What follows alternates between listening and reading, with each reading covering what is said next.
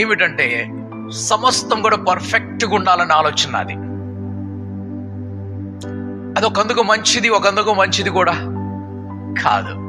Perfect ఉండాలి అని కోరిక ఉన్నప్పుడు ఆ పర్ఫెక్షన్ కోసం డిమాండ్ ఎక్కువ ఉంటుంది, ఆ పర్ఫెక్షన్ కోసం ప్రయాసం ఎక్కువ ఉంటుంది. విఫలమైనప్పుడు అయ్యో ఎందుకు విఫలం అయిపోయింది, ఓకే మనం కూడా ఫెయిల్ అయినప్పుడు ఏమనిపిస్తుంది, చాలా మనం సంతాపం అంటే మనం సిగ్గుపడతాము, మనం బాధపడతాము, నేను ఎందుకు ఫెయిల్ అయ్యాను ఇలా అని చెప్పేసి. ఓకే, దేవుడు ఫెయిల్ కాలేదు, దేవుడు ఫెయిల్ కాలేదు.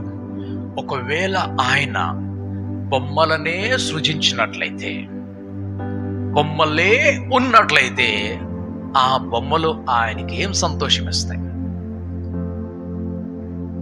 ఆయనకేం సంతోషిస్తాయి? మన చిన్నపిల్ల